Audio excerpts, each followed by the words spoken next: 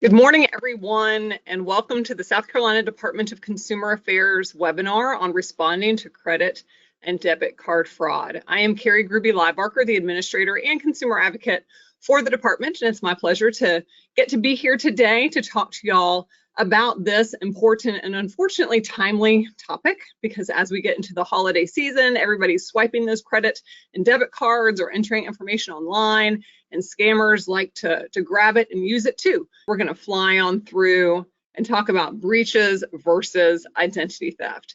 So a lot of times folks get these two confused. We get lots of breach notices, right? I think in the first 10 years of us receiving security breach notices, there were over 10 million South Carolina consumers that received a notice, and we only have 5 million as our population, so that means people are getting them repeatedly, right? But just because you're a security breach victim does not mean you're an identity theft victim, and that's important because there are different steps to take to try and mitigate that particular event. So what is a security breach? It's unauthorized access to and acquisition of personal identifying information that was not encrypted or redacted.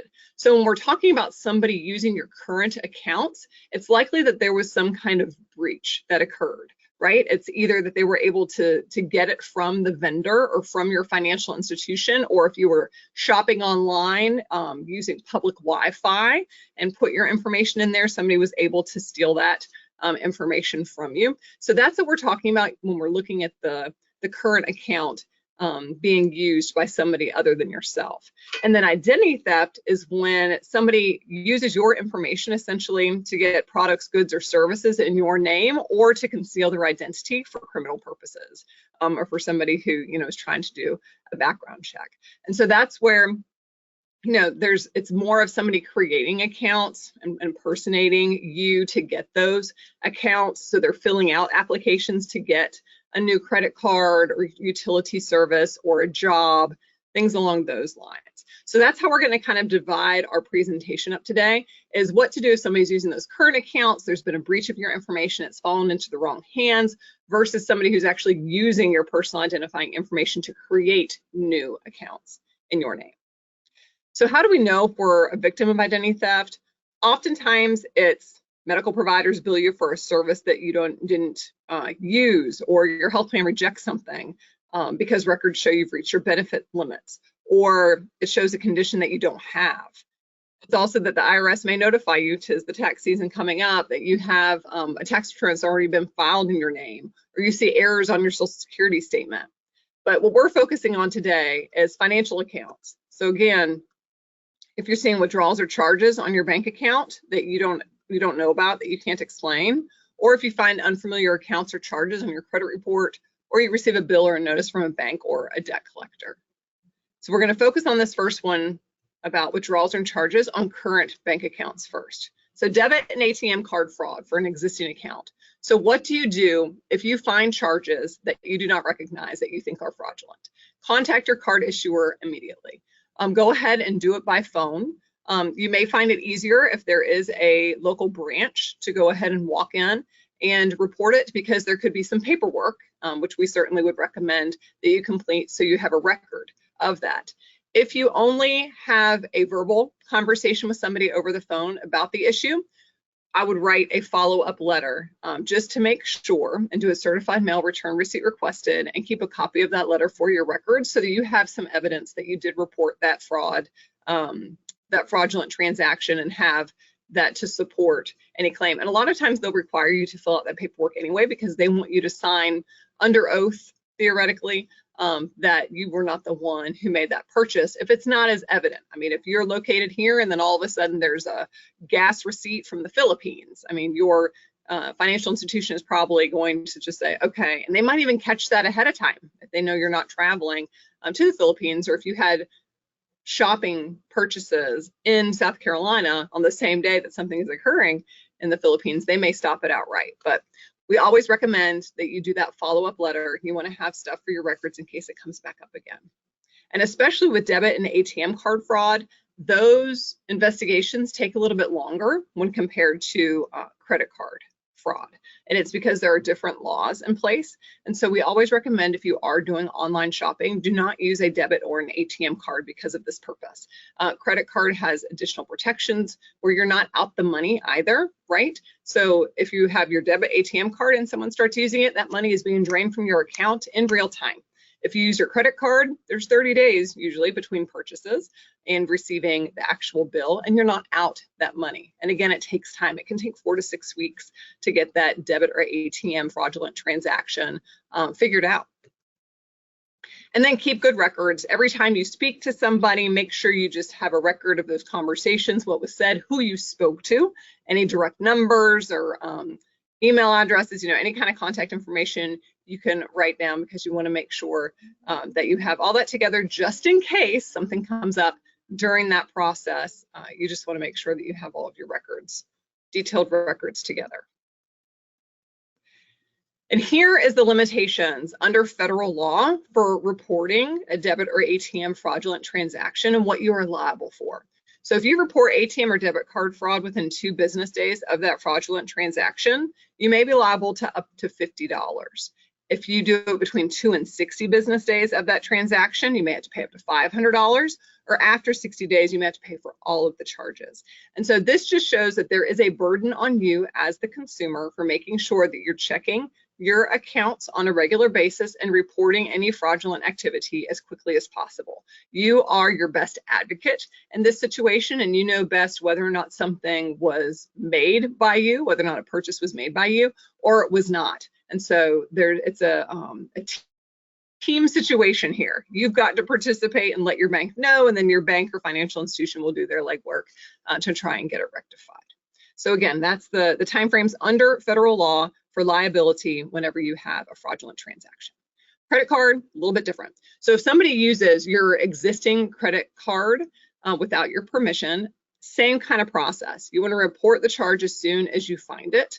Again, you can call them to try and get it rectified as quickly as possible. Timeline here is that you want to do it within 60 days of receiving the bill that contains the fraudulent charges. And of course, follow up in writing. You want to identify the amount and date of the billing error and send the certified mail, return receipt requested, and keep a copy. When you're sending that follow-up kind of dispute of the charge, make sure that you're sending it to the correct department. Whether it should be a fraud department or the billing inquiries department, make sure you get that information correct. You want it to fall into the right hands and ensure that there are no delays in their investigation of that charge. And again, make sure you're keeping good detailed records pertaining to the fraudulent transaction. So the reason why we have the within 60 days limit here, this is again under federal law, that a consumer will not be liable for a charge, or can be liable up to $50 is the cap overall if you're reporting it within that time frame. Now, credit cards are a little bit different. Most credit card companies do a no charge. If you report the transaction quickly, then they're not going to have you be liable for anything. And again, they're likely going to catch a lot of the fraudulent charges too, because under federal law, financial institutions have to have something called red flags system in place. And so essentially they're looking for red flags that their customers may be victims of identity theft. And the example I gave of you making purchases in South Carolina at the same time as your card being used in the Philippines, that's one of them. So you often want to let folks know at your financial institution if you are going to travel, especially internationally, so they don't accidentally block the wrong information. But I personally made a purchase through a payment app, a bank payment app over the summer, and my bank stopped it right away because I don't often do that. And so it was something outside of the norm for me. So they're looking too, but they need your participation because again, you're the one who knows whether or not these charges are ones that you made or ones that you didn't make. And the 60 days within the date of receiving a bill is obviously before the day of internet and everybody having online accounts, but the law has not changed. And so you still have this large grace period, but more likely than not, you'll notice it sooner than within 60 days of receiving that bill. All right, I'm going to pause here before we move on to the creation of accounts, of new accounts in your name, to see if we have any questions.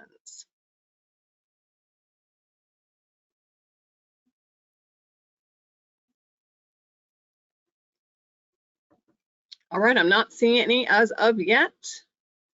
Again, feel free to answer your questions as we're moving through the subject matter today, and I'll pause again after we get through this section to see if we have any inputted. Okay, so that's what you do whenever you see withdrawals or charges from or on your bank account that you can't explain. Now we're going to talk about if you find unfamiliar accounts or charges, whether it's on your credit report or you receive a bill or notice from a bank or a debt collector. So first off, want to make everybody aware that you are under federal law entitled to get one free copy of your credit report every 12 months from each one of the credit reporting agencies. So the main ones are TransUnion, Equifax, and Experian. We do recommend that you get one from each one because depending on where you have lived and where your creditors are headquartered, you may have different information on those because they're regional. They were set up as in regions. You can get your free credit reports by dialing 877-322-8228 or going to annualcreditreport.com. And you want to review them carefully for any signs of identity theft, including accounts that you didn't open, names or addresses that aren't yours, which could also be a sign of identity theft, and so on and so forth. So there's the plug for getting your free credit report.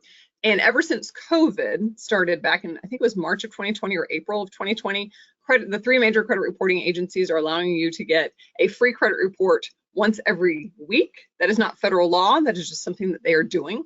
They kept continuing it, and I think they've just said right now that's going to be for infinity unless they decide to change it. That is not in federal law, but you can take advantage of it right now if you would like to. I don't know that you need to look at it every week, but you can if you want to. But the federal law certainly lets you have that every 12 months, and we do recommend you do that. Maybe set it for a birth date or your anniversary, some date that you'll remember to take a look at those. All right, so correcting errors. If you find mistakes resulting from identity theft on your credit reports, you can dispute or block the information. Same thing as if you see something, just with your business, bank statements or debt collectors or whatever that you're getting for accounts that you don't recognize, you can dispute that as well. So you contact the credit reporting agencies and the business that provided the inaccurate information, and you do not need an identity theft report to dispute this information. You don't need anything special to be able to dispute the information that is showing up. So with a business, how do you dispute the debt? You request dispute forms from the business. Again, contact them by phone first, right? You want to let them know, I don't recognize this bill. And then you ask them for those dispute forms so that you're having a detailed, accurate account of your transaction, what should not be there. You're providing that information to the business and having documentation for yourself, memorializing this process. So you want to tell them what's not right, and then certified mail is always the way to go, especially because on the credit reporting side, they have, I think it's a 5-day period of notifying the business if you start off with notifying the credit reporting agencies first, but we don't want to rely on anybody else, right? We want to take charge of the situation and we want to make sure we're notifying the business, but you also want to notify the credit reporting agency. So let them know that you're a victim of identity theft and tell them what errors are on your credit report that stem from your identity theft situation, and you can include copies of supporting documents. So that's one thing as well. When you write the business, you can ask them for information about how the account was opened. Again, you're building your file, trying to make sure that you have all the information that you need to be able to accurately dispute the debt. There's federal law that kind of outlines what you should send to them. It's the same kind of thing as if you're disputing the debt. You want to tell them exactly what is not yours, the amount, when it was opened, as much detail as you have from whatever it is that they gave you, and then they have to provide you the information. I believe it's within 30 days of your request, and they cannot charge you for that. So that's how you dispute the debt, both with the business who says you owe the debt and credit reporting agency if that debt is being reported. You also have the opportunity to block information that is on your credit report that stems from identity theft. And so they have to block that identity theft related information. For this particular tool, you will need an identity theft report. So an identity theft report is an affidavit from the Federal Trade Commission that is has a lot of extensive information about your identity theft event, coupled with a police report. It is free to do, and it helps you dispute the accounts the identity theft opened, or the identity thief opened using your information. You can use that to send it to the business. You can use it to send it to the credit reporting agency. To get an identity theft affidavit, you can go to identitytheft.gov. The Federal Trade Commission has a great website that walks you through question by question the kind of identity theft that you are experiencing, and it helps complete the identity theft affidavit for you. Or if you don't have access to the internet, you can call them toll free at 877-438-4338 to get a paper form. And you would take this to the police station when you're filing your police report. So it's just that identity theft affidavit plus the police report is the identity theft report. So that gives you the ability to block information on your credit report. So you want to write the business. It's going to be very similar to what you would write the business if you were disputing a particular debt, with all the details about that debt, when it was opened, you know, what the amount is, the fact that you were not the one who opened it. But in this circumstance, you would add a copy of your identity theft report to that. You want to include proof of your identity, which includes your name, your address, your social security number, and the copy of the credit report, and explain which information on that credit report resulted from identity theft.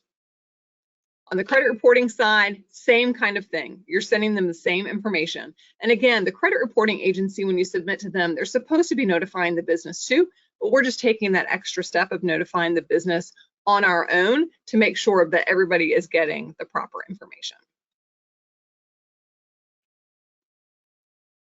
Other steps that you can take if whether you've had a breach of information and somebody is using your current accounts, or if they're opening up new accounts, consider placing a fraud alert on your credit report. This requires a business to take extra steps to verify that it is in fact you applying for a good or service where a credit report is pulled. It is free as well. It's under the federal law, and it stays in place for 1 year. You just have to call one of the 3 major credit reporting agencies, either TransUnion, Equifax, or Experian, and they'll tell the other 2. This is very simple. It also lets you get access to free credit reports as well. You get an extra free credit report if you place the fraud alert. You can also consider a security freeze. This is a great tool whether anybody has used your information or not. It's free. It used to be under state law, but the feds codified it a few years ago as well, so now it's under federal law. But this goes a step beyond a fraud alert, and it actually puts your credit report on lockdown. So nobody can get access to your credit report for a product or service or employment, or to rent a house or anything where a credit report is pulled. Those vendors will not be able to pull your credit report for that new product or service. It stays in place until you temporarily or permanently lift it. You're going to get a password that you can use to do so. So it's something that you have to remember if you do decide to go out into the credit marketplace and apply for something new where they're going to pull your credit report, or have a situation where your credit report needs to be pulled. So make sure you have those passwords in a safe place so you can thaw out that security freeze or remove it if you so choose, whatever you want to. This one's a little bit different, where with the fraud alert, you only have to call one of the credit reporting agencies and they tell the others, but here you have to contact each one of the credit bureaus. So in summary, always make sure you're reviewing your credit reports. If you find out that there are fraudulent accounts, whether it's on your credit report or through a bank statement or a debt collector calling, close those affected and fraudulent accounts as quickly as possible and correct any errors that are on your credit report as well. I'm going to check to see if there's any questions as we're moving through. We're about to wrap things up. All right, not seeing any questions. And just a reminder too that you want to make sure that you are keeping detailed, accurate records. Have that phone log, make sure that you're doing any correspondence by mail via certified mail return receipt requested, and you're not sending originals, you're only sending copies and keeping originals for yourself.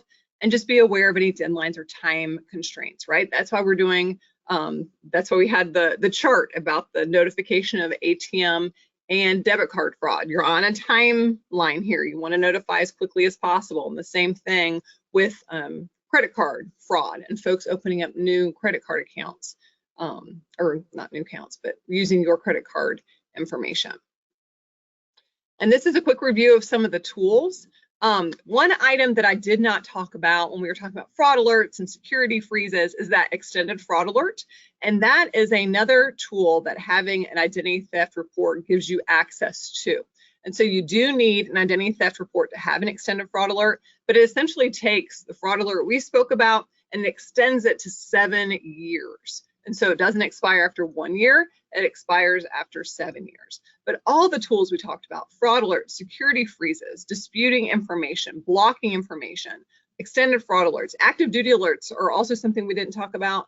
That's for military members who are going active duty. And so you can put an alert on your credit report for that purpose. It also includes some credit monitoring, some credit report monitoring there. But all these tools, they are free. They are free to you under federal law. So please take advantage of them. They're great tools in your toolbox. And then we're here to assist you as well. Another great tool for you, our identity theft unit. They're here to educate you if you have questions on anything or want some tips on how to prevent becoming a victim of identity theft, or if you need guidance as well, if you have somebody opening up accounts in your name, or if you find fraudulent charges on current accounts, we can certainly walk you through that.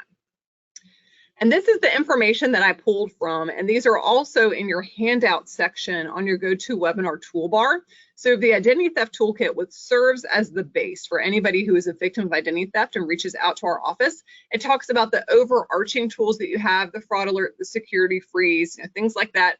It talks about blocking, it talks about disputing, it talks about how you can do a Social Security Administration account. It gives you some basic information for anybody who's a victim of identity theft. And then we have something we call tear sheets, which this middle document, the step-by-step dealing with debt that isn't yours, that's a specific tear sheet. So if you call us and you say, someone has opened up a credit card in my name, or a financial account really in my name, then this is what we would give to you. The check boxes on what you can do and the additional steps that you can take to try and remedy that event. And then we have our last brochure here that I pulled from, responding to debit and credit card fraud. So it just goes over the basic steps of what to do whenever a fraudulent charge is found, and does the reminder as well of the time frame for ATM and debit card fraud, the timelines there. And then it also says within there about the 60 days if there is a charge made on your credit card. So all of these are available on our website that you can download. You just have to go to consumer.sc.gov and click on Identity Theft and Scams. And then you can go to how to report, and that's going to have the toolkit along with all of the different step-by-steps depending on the type of identity theft that you may be experiencing. And then under was your information lost or stolen is where you're going to find the information about responding to debit card and credit card fraud. Make sure that you're following us on YouTube, on X, aka Twitter. For most of us, we're still calling it Twitter, Facebook. This presentation is going to be on YouTube, so that you can watch it if you have friends that you think may benefit from watching it as well. It'll be there. I hope you all don't have to use the information that we went over today, but if you do, you're prepared. You'll be prepared for it. All right, I'm not seeing any questions, so I will give y'all some additional time back to your day. Thank you again for joining us. I hope you and your family have a safe, happy, and healthy holiday season, and we'll look forward to seeing you on a webinar in 2024. Thank you.